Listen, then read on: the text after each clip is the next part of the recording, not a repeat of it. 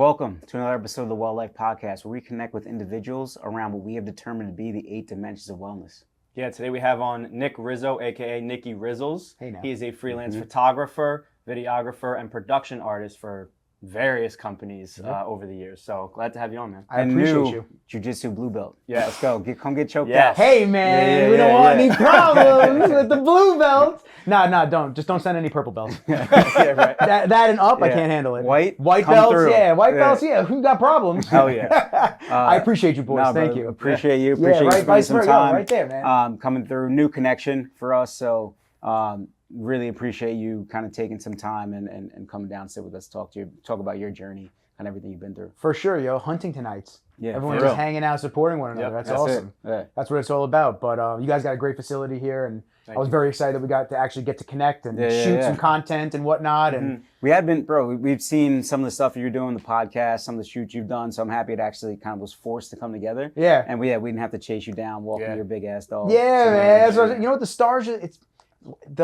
Sometimes the less that you force things, things just kind of align at their own nature and their own right time.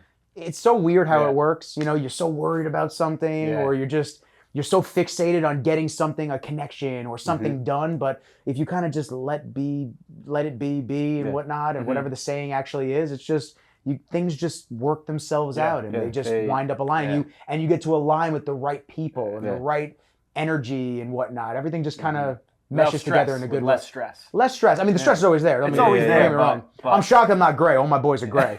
Crazy. I'm just like, I guess I got good zinc, not deficient in zinc. But it's just kind of just letting things work themselves out and just be. You're stressed about something like this. What is stressing going to do? You got to just kind of put it on the back burner and just do what you can do for the circumstances that you're presented. Yeah, that's it. Totally. There's something about just being ready for opportunity, right? Yeah. And then just being open, right? Having the right energy, and things just align when they're supposed to. Yeah, man. That's it. Again, man, appreciate you being here. Yeah. Little intro, if you can, let people know kind of who you are, what you're doing. Who is Nicky Rizzles, and how did that name come about? So I'll give you the abbreviated version. The way the name came about is my last name is Rizzo, and I was at a party with a buddy of mine when we were younger, and he could not get my attention. He was just like, Nicky, Rizzo. And now before this, my grandmother was the only one who called me Nicky. So all of a sudden, everyone's calling me Nicky. So I'm just like, okay, it's cool. Like, whatever. I don't like care it's happened anymore. before. Yeah, it's like, all right, that was grandma's thing, but now it's everybody. So he couldn't get my attention. He's like, Nicky, Rizzo, Rizzles. He goes, Nicky Rizzles. And I looked at him. I go, what was that? I finally heard him. That's funny. Yeah. And he just goes, I guess that's your new nickname. Yeah. So to clown it a little bit more, I realized that you could do vanity plates on the DMV website. So I got Rizzles. Immediately.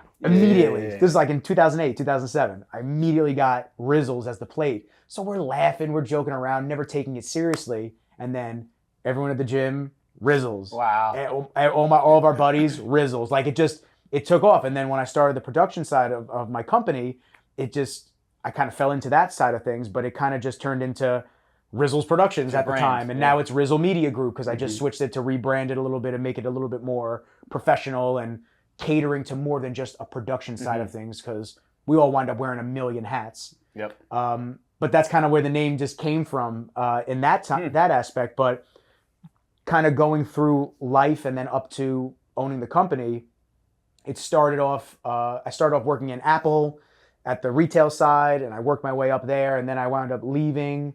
I'm giving you the very abbreviated version. Yeah. And then I wound up leaving and going to a sales job in the Hamptons, where I basically sold all top tier home theater systems like IMAX theaters and client homes and all kinds of crazy 1%er type homes that you see the outside of, but when you see the inside, you go, there's a whole theater underneath this. It's insane.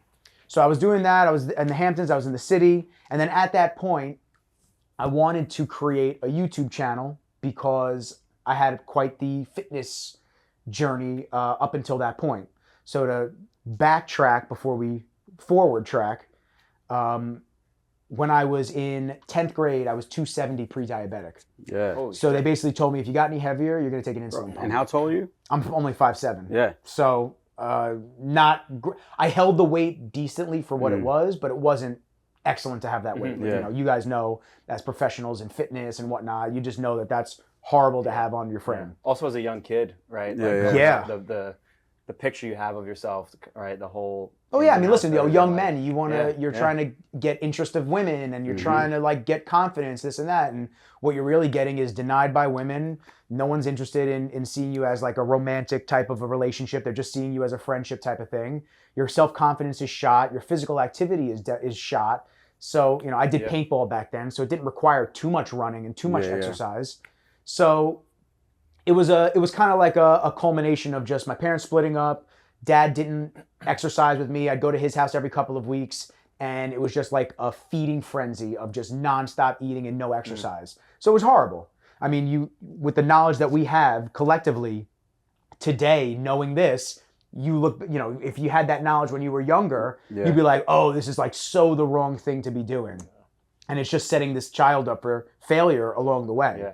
So by the time I hit the 270, I knew I was heavy, it was pretty apparent. And the doctor told me, like, you have to lose the weight. So ironically, I was cutting gym class a lot back then. So I wound up having to go to summer school gym for 2 sessions. Summer school gym. So it was like 6 hours of gym, and it was, bro, it was just walking the track in like 100-degree heat. Yeah, the most movement you've ever probably done. The most movement in that type of environment. And then I started playing handball at the time. So we were playing a lot of handball, a lot of HIIT cardio type of scenario.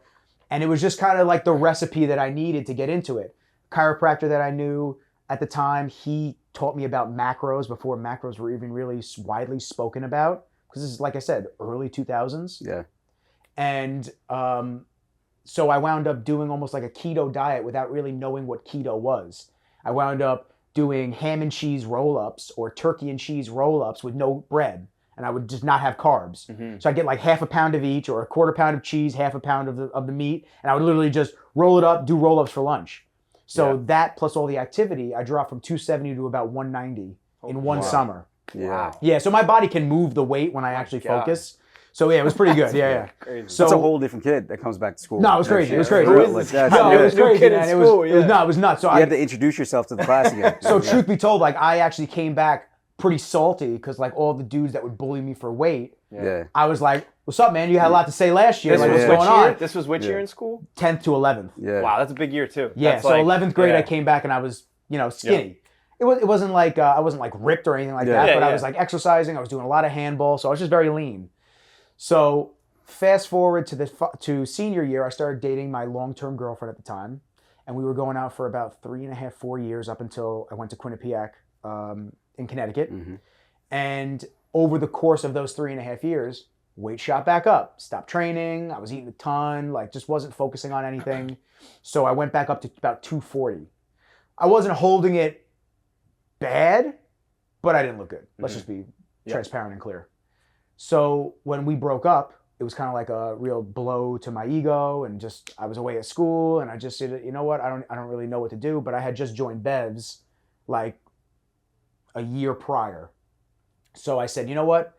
Let me bodybuild. Let me try hardcore. The flip of going to the most hardcore gym almost. Yeah. From like walking a track. This is back then. Yeah. Bev's was like real deal. You didn't go there unless you were in it. Hardcore and in the scene. There's no influencers there at this time. There's no influencers. It's everybody is just clanging and banging. It's like bodybuilders you don't know the name. Branch Warren, Kai Green, like these dudes. Dorian Yates, when he's in town, he's training there. You know, Big Steve, who owns Bev's, he's a freaking icon. Like he's the guy. I mean, he's the lead judge, for the Olympia. Like everyone flocks. Of course, they're gonna go to that gym, also, bro. That's real. And like this is also the time where like if you looked wrong at a dude, they're grabbing you by the bottom of your jaw and they're throwing you out the gym. And there's no repercussions for like anybody. Like it's just like you're getting your ass kicked or you're just gonna shut the hell up.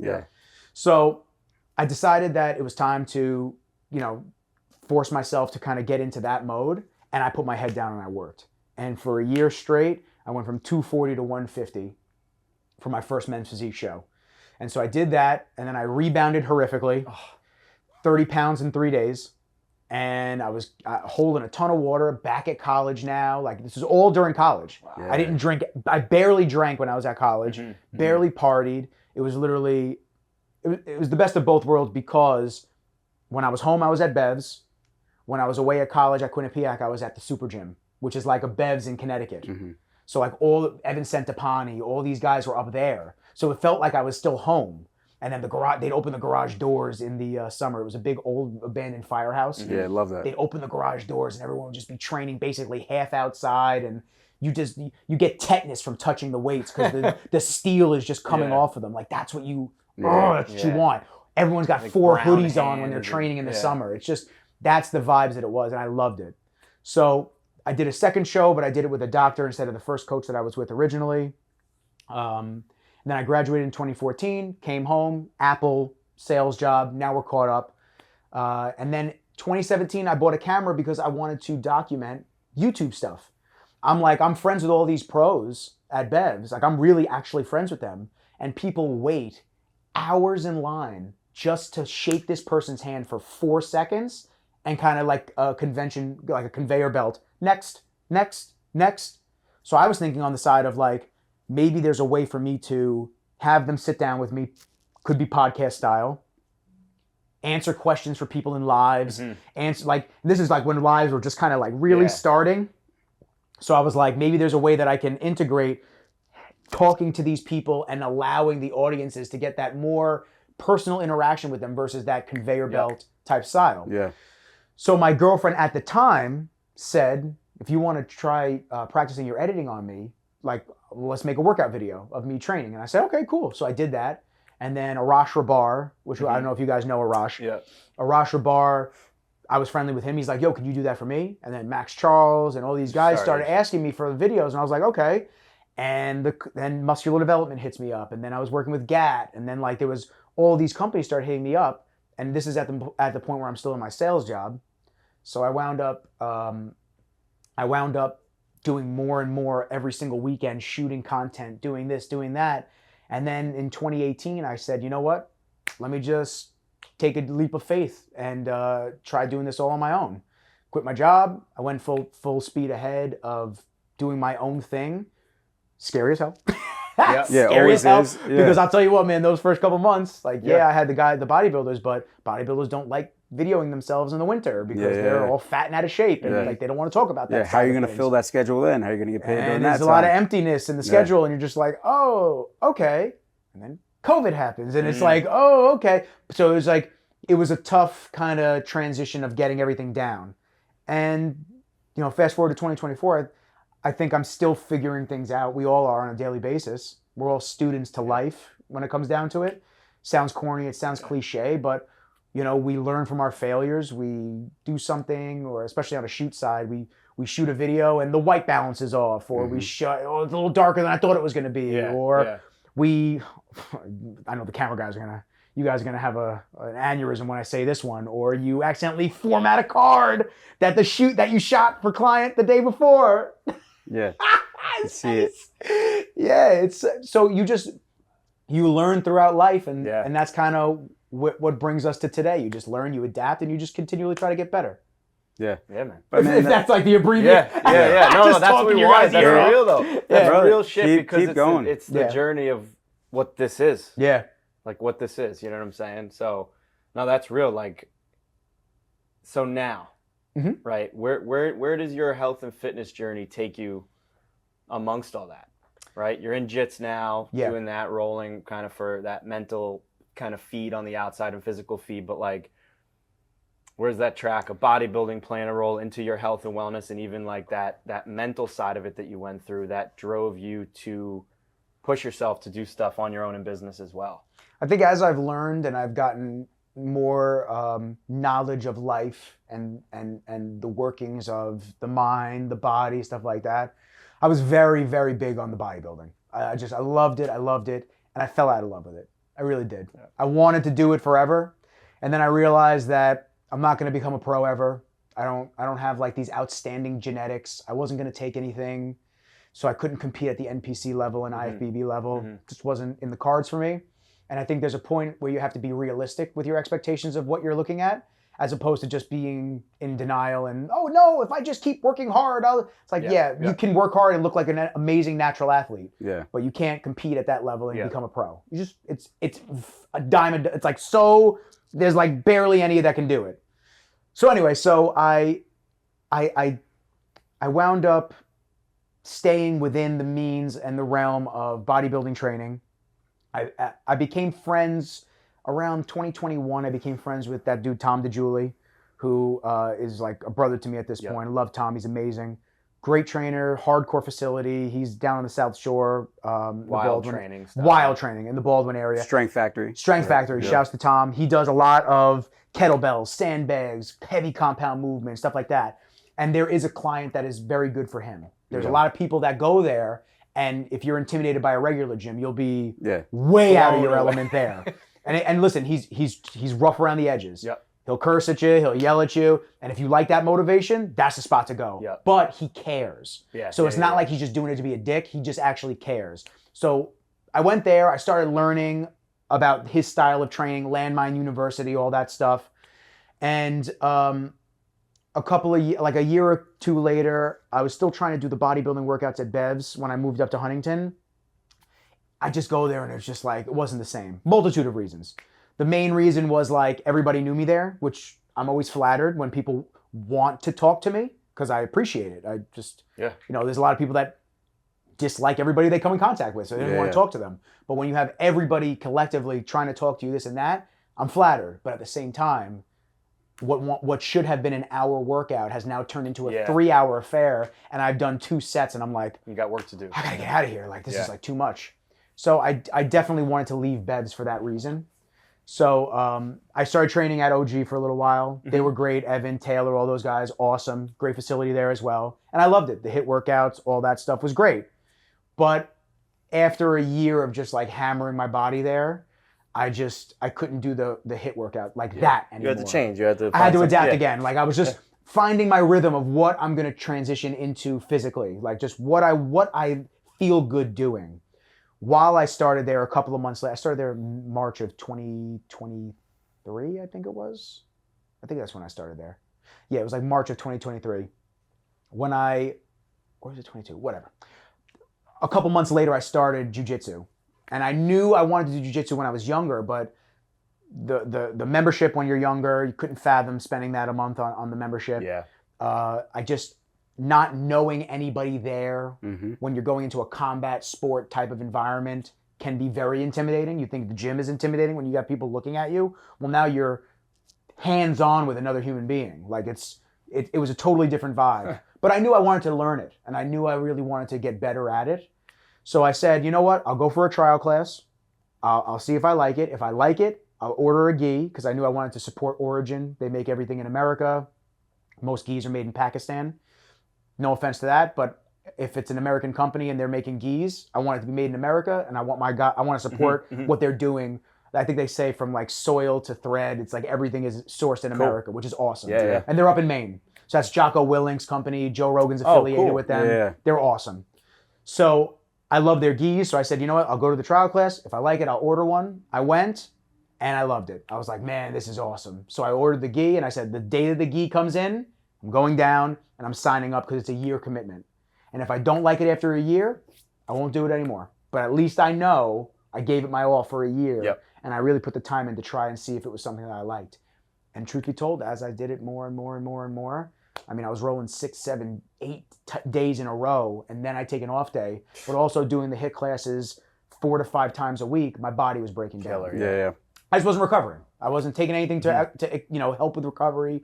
You weren't giving yourself a chance either. I wasn't giving myself a chance either. My sleep was affecting. I was waking up at 5. I was waking up at 4:45, 5 a.m. every morning, getting down there for a 6 a.m. class, coming back, 6 p.m. jiu-jitsu. It was a lot. Tough to have like 2-a-days high cortisol, high stress workouts, right? So if you were complementing the rolls or even the other side of it with something that was a little more parasympathetic, a hike, a walk, something like that, it might have worked. But yeah, it's like finding something that can support the longevity. What can you do forever? And I'm walking a ton with my dog, especially when it gets cooler out. Yeah. And I'm up on Green Street right now. I walk from my place all the way up to Prime. Yeah. So we do that at least a couple times a week minimum. Yeah. And walks are the best. They're great. He drives me nuts. I love him to death, but he's not fixed, so he wants to sniff everything. So at some point, I just start bringing the leash closer and closer. I'm like, all right, bro, we gotta walk. It turns into like a strength workout for you because you're holding back the entire time. Yeah, my rotator cuff is ironclad. Ironclad. Yeah, just like this the whole time. By the way, Fide, send the check. Yeah, we need it. Send the check, Fide. He loves it. Send the check. We love it, but send it to AWell. Those are the boys. Those are the boys. What's the kind of weekly breakdown look like now, right? So how do you figure out, you go from multiple days a week, rolling high intensity interval training. So what do you figure out? Like what's your, like managing stress too? Because now? I was going to say that off of him. Being an entrepreneur leads to a whole different mental side of stress that you almost don't realize until it hits you. And then it takes me at least a second to be like, oh, it's hitting me right now. Yeah. Oh, Geico dinged me for $240 for my car insurance for the month this morning. I was on the phone with my mom and I saw that come through on Apple Pay and I just took a deep breath. I was like, oh man, it's so exhausting. Yeah. It's just like another bill. So how do you deal schedule, workflow, everything? I would say I'm still figuring it out. Yeah. And I probably always will be to some extent. You know, there are plenty of months where I kill it and I don't have to worry about money. But those are the months that I have to remember that it might not be the next month. Sometimes you have to keep that killing month to hold you over for the next 2 months. Yeah. So it's a balancing act. Life's a balancing act. Same thing with fitness, getting your fitness in and making time for everything. It's tough because especially when you have significant others. I don't. So it makes it a little easier on that front that I don't have to coordinate. Yeah. When's date night? When's this? When's that? It's just a matter of like coordinating for the dog, his pills that he needs every 12 hours. That's the tough part. But besides that, it's just shoots, podcasts, editing, working out. I mean, that's really my schedule. I don't do the HIIT classes anymore. I stopped going to OG and I train with Tom when I can. So because he's in Baldwin, it's tough going there all the time. But I try to go down there a minimum of 2 to 3 times a week. I would say I get there 2 times. But on top of that, it's tough for me not to want to roll every night. Yeah. Because I want to. Yeah. Bad. What kind of toll does that take on the body? It takes a good amount, man. Yeah. Especially when you first start. You start getting sore in different areas. Because I've been so physical in the gym and whatnot in different areas for so long, I was actually so sore in areas that have never been actually properly worked. So I was so shocked because I'm like, I've always hit everything at the gym. So I would assume that I would just be, we're talking like toes, fingers. Like from the gripping. Bro, my toes were so sore when I first started just from pushing off and bracing and this and that. Yeah. I'll tell you what, a lot of hip flexor, man. Yeah. A lot of hip flexor. I mean, I hate glute bridges, but those will do you wonders when you have to bridge someone off of you. Yep. It's a wrestling thing. At the end of the day, it's all wrestling side of it. The other thing that was crazy with me was neck pain. Horrible. Because some dudes are going to crank a choke on you. That sucks. But a lot of the time, we go back to the wrestling base, which is collar ties. Yeah. So you get a lot of people pushing and pulling your neck down and staying heavy on it. And if your neck is not used to that, and you fighting against it and getting snapped down and whatnot, it's like whiplash, but over to I would be in so much pain sometimes that I tension headaches and this and that. But it's weird how the body adapts because the neck starts to actually get thicker and stronger just from doing that. That you start to get less and less sore in your neck, and so you don't even realize it anymore. Yeah. So it's still to this day though. I still have to release the suboccipitals, which get tight on everybody. Tech neck, pushing your head forward and whatnot. Just little important areas to just try to keep loose. I just bought a Theragun, so warming up my forearms. Tendinitis was big. Tendinitis, I constantly between the weightlifting and the bracing and the posting. The gi gripping, rip your fingers apart. Yeah. I mean, it'll cause inflammation in the joints that they call it jujitsu fingers. So once your fingers start getting that like bulge in them, you're kind of you're there. You're kind of screwed. You're making everyone want to do jujitsu right now for sure. I'll tell you what, man. No. He's like, but I love it. I love the theme that we just kind of had and like over the courses. I quote that I love and because big like Michael Jordan quote, but it kind of gets pushed. But like just by endurance we conquer, right? Just kind of staying in it. Like you kind of just said that about your the work that you do, right? Just kind of getting better at it, working, right? And then also in the jiu-jitsu side, right? Just, it was tough as hell. You're sore every day, but now, right? You're a blue belt now and you have some confidence in there. You were able to get through that period of feeling, right? Like you were in there by yourself. You don't know anything. Now you have to learn while you were there, get humbled a little bit. Now you feel good while you're there. You're probably teaching others while you're there, right? Like there's this this big theme of just like, if you're in it, you stay consistent, right? You'll get the benefits kind of out the other end. Getting humbled is huge in life. For sure. Business will humble you. This podcast is sponsored by Memento Health. We got an awesome electrolyte supplement here that we just paired up with. We also are selling it within our studio and are affiliated with online. Incredible electrolyte is formulated with the best sourced sodium, potassium, magnesium, and amino acids to help absorb it, right? So it's got the correct ratio of sodium, potassium, and magnesium for optimal hydration. It also has great sourced amino acids from this Japanese company that does fermented amino acids instead of a typical chemical process. So check these guys out. We'll have the link below. Awesome, awesome partner. You know, like owning your own business will humble you. Yeah, definitely. There are a lot of people that consistently speak about leaving their 9 to 5 and opening their own shop. I see it on TikTok all the time. Yeah. And I did a stitch with a guy. He was talking about silently quitting, which basically just pulling back and putting in less and less work for your 9 to 5 until they basically fire you and then you're ready to do your own thing. And I was just like, I said, you know, I think everybody should be an entrepreneur at one point. They should run their own ship to understand the actual pitfalls and struggles of doing it. Yo, this is hard. Yeah. Truthfully. The guys that are here recording today, you guys, me, it is hard to own your own business in anything that you do, in any vertical medium like that you're trying to scale. It's difficult. Yeah. And it's the same thing with the gym. It's the same thing with podcast content. It's the same thing with everything. You just got to keep showing up. That's it. There are plenty of days where I want to throw the towel in. Yeah. There are plenty of days, even on my podcast, that I'm just like, the last one didn't get a lot of views, this and that. I just don't feel like even doing it. Yeah. And then you snap yourself out of it and you have a great episode. Yeah. There's that constant pull and push, but the people that consistently show up are the ones that get the rewards in the long run. You know, it's a tough thing when we see different individuals that maybe didn't put as much work or blood, sweat, grit, tears into the things that we do. Like, I hate to like even use this as an example, but everybody will understand this when I say it.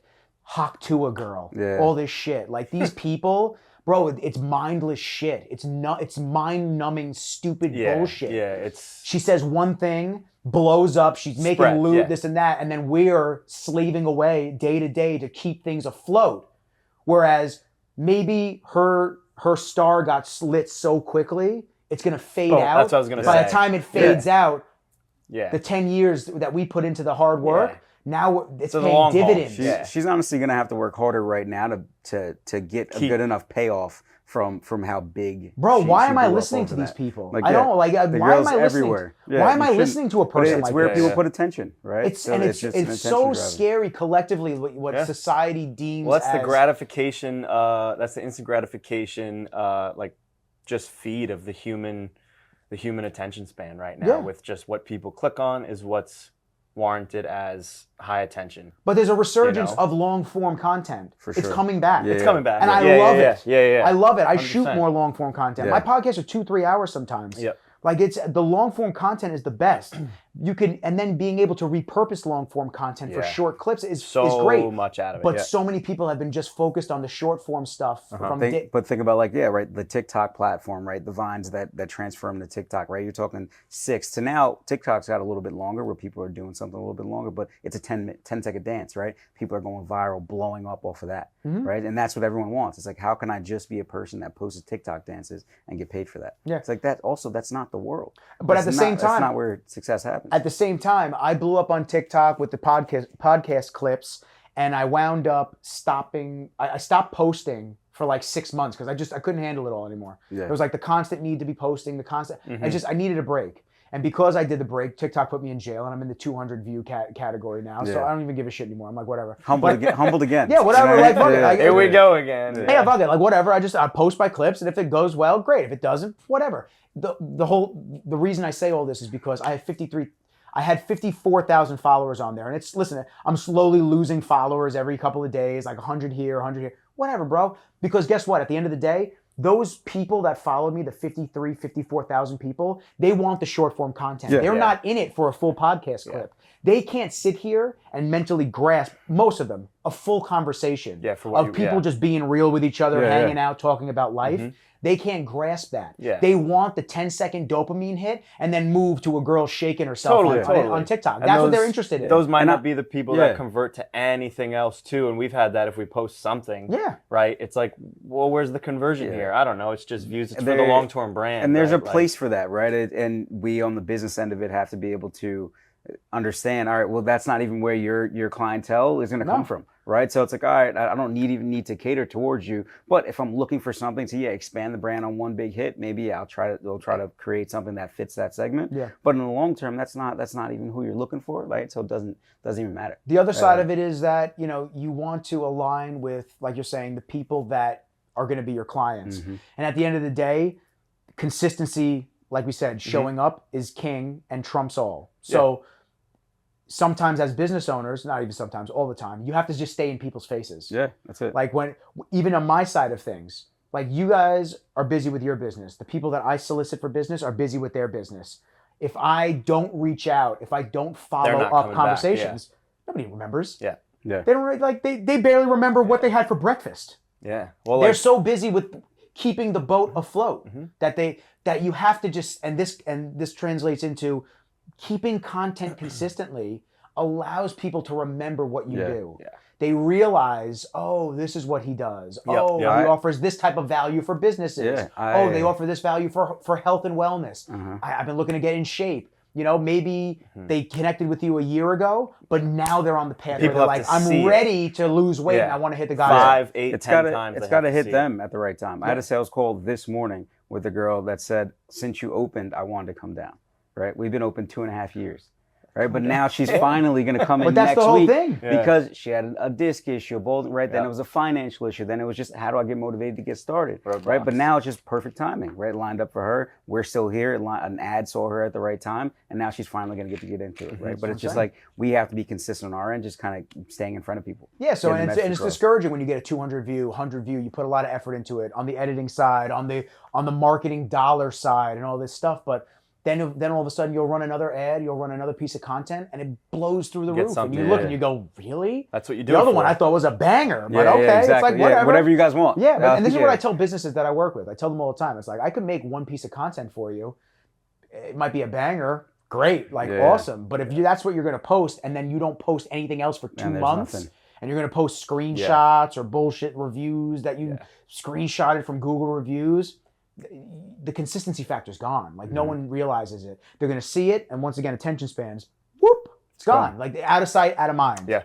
But if you're consistently showcasing the things that you do, the amazing people that you help, like all these different things, the conversations that you have, people become interested, invested, not only in the business, but in you, because personal brands are the business at this point.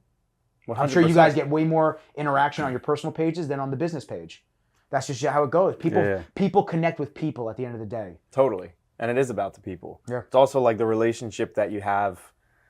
I feel like at least going through getting deeper and deeper into business or complexities and always having things to work on as you grow, as we grow and stuff, you always have to upkeep yourself and pay as much attention to yourself in order to keep paying that attention to your clients. Right? It's like you lost all that weight because you were so goddamn focused on upkeeping and tapping on yourself every morning, motherfucker, like I'm here, right?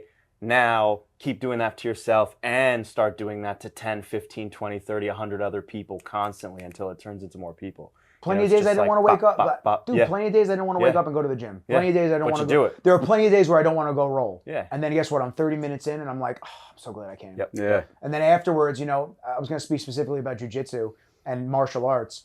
In a scenario where you get to spar or you get to roll or you get to be hands-on with other men, especially, we have testosterone and we have this boiling in us all day, every day. And unless you're a guy, you don't understand it, and it's okay. It's different it's different.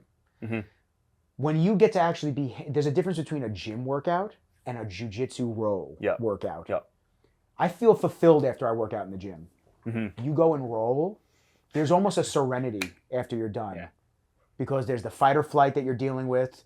You're dealing with the nerve, especially when I first started. You're dealing with the very nervousness of looking another person in the eyes that you're combating with. They're trying to grab your neck and choke you. It's like raw. It's the most raw really form is. of shit. Until you experience. If you've never done it before, until you experience it, you're gonna be like, oh, I got it now. It's such a crazy feeling, but there's such the tank is empty, I need to just go chill now feeling when I'm done with my 7:30 at night class. It's really crazy. When I'm done with the gym, like I said, I feel great. I'm like, I got my workout in, I'm sore, this and that, I feel awesome. But like when I'm rolling, when we do 5-minute rounds, there's nothing left. Yeah. You are... Well, in the gym, you get a break, and it's at your own pace because the weights aren't attacking you. Yeah, exactly. Now, when you take a break, you get more attacks. And listen, and especially because, and you know, you got to, everyone's different. Yeah. So you get guys that are ex-D1 wrestlers, you get dudes that are higher belts, that just know way more submissions than you. You get all over the spectrum. So pacing yourself and trying to, like, first round, if I go against a black belt, I'm like, oh, I'm going to get submitted like 10 times. Great. And then they're beating the shit out of you. But then the next round, it's like, okay, another blue belt or a white belt. Okay, cool. We could go at our flow. But they're still hard. Like, they're still tough. Yeah. Even the white belts, like, because they thrash around and this and that. So you have to be able to control them a little bit more. Then you go against a purple belt. Purple belts is when you really start getting nasty. Purple belt, you're just like, oh, God, okay. I was rolling with my buddy Chris the other day, and he's just an unbelievable wrestler. It is gas the entire 5 minutes. Yeah. Doesn't stop. You cannot let him get on top because it is just over. You are fighting the entire 5-minute round. And then when you're done, you finish the round, and they look at you, other people will look at you, they'll be like, all right, you want to roll? You're just like, okay, like, let's go. I'm seeing like 4 of everything, but let's do it. And, you know, just doing 5 rounds of that, you're just, by the time you're cooked. You're cooked. But we need that. As men, we need that. There's it's a different feeling. It's awesome. I'm going to get you guys to come down. You guys are going to try it out. Yeah, no, for sure. You're going to love it. Is that what you found? Is that the biggest reason for yourself, you think? It's been such a different X factor that you found within jiu-jitsu, and like, I don't know if it's more applicable to everything that you were looking for, or is it just like is that sense basically why you've stuck to it, you think?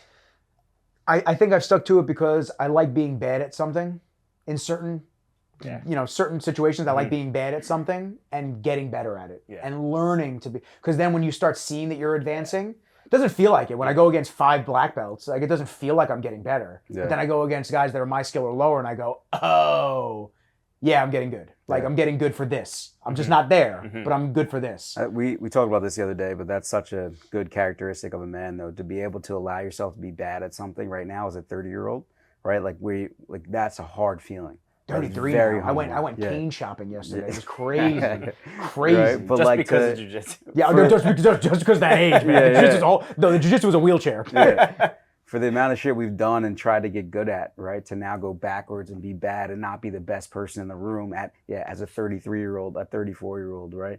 That's tough. So being able to have that characteristic, be bad at something, learn, right? That's important. Definitely for all of us. People can't humble themselves. For sure. They can't. They wear their ego on their shoulder, like right on their sleeve. A lot of that's the way, not the shoulder, the sleeve. They wear their ego on their sleeve a lot of the times, and that is, it's a tough way to live, because that's the dude that you see puffing his chest out, looking like eyeballing everybody in town, and it's just like, bro, you're not about that life, dude. Yeah. Because real fighters, people that can defend themselves, bro, they're calm as a cucumber, bro. They're just chilling. They're chilling out.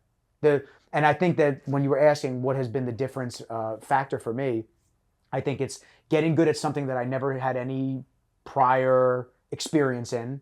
And on top of it, something that actually applies to life. Weightlifting applies to life. It gets you in shape. It gets you bigger muscles, and it gets you, push through it. You're underneath weight or whatever. Leaner muscle tissue to help with all with just your metabolic rate at rest and whatnot. It helps all of that. But what really helps is not just having an A to B binary strength of I can move the dumbbell from here to there. What helps is being able to, God forbid, this dude comes in and starts mouthing off to me, mouthing off to my girl, mouthing off.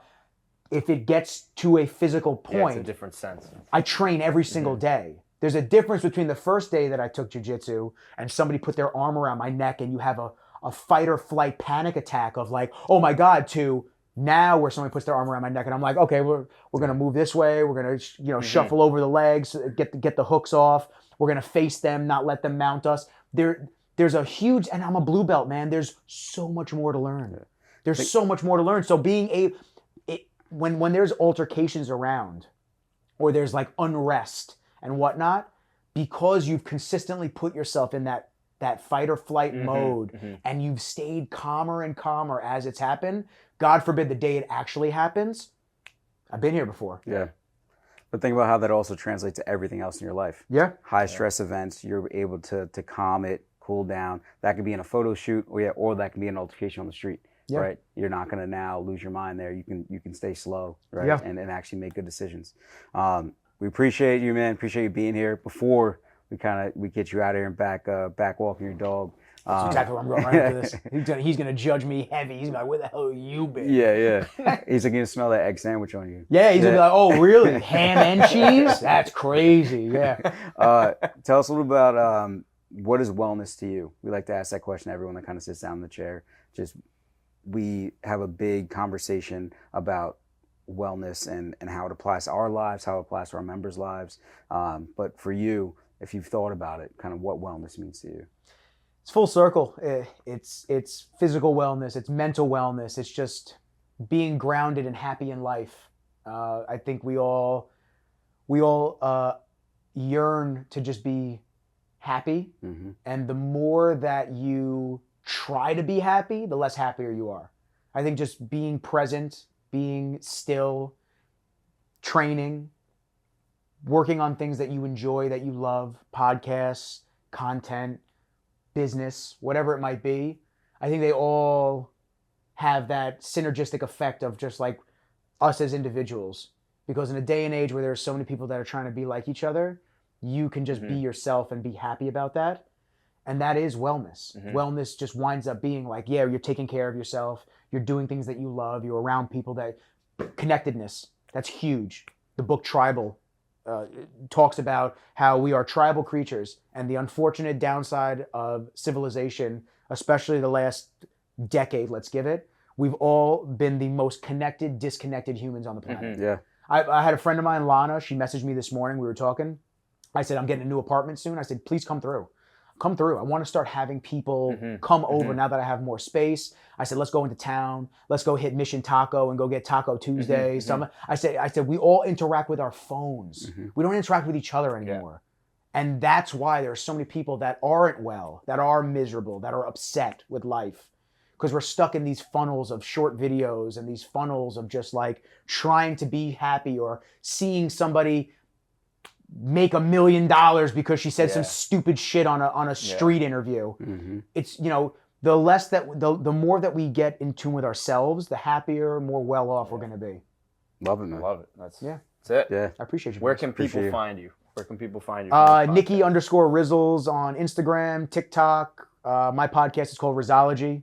I sit down with amazing human beings and we just have a conversation, hang out, shoot the shit, drink energy drinks. Yeah. Talk about a little bit of fucking everything. Yeah. It's a good time. Yeah. There's not much caffeine in them today, by the way. This energy is pretty much there is not much caffeine. Not much. Shouts to Fit Aid for supplying the energy drink that doesn't give you the jitters. He really wants a contract. I want you guys to get the contract. I don't need a contract. We're actually gonna cut to that piece every time for Fit Aid right here. Fit Aid. Cut the check.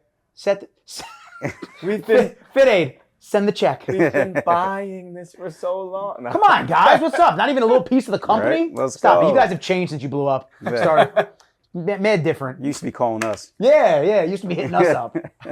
Yeah, appreciate you, brother. Bro, I appreciate you boys for real. Definitely. You guys are the shit. Thank you.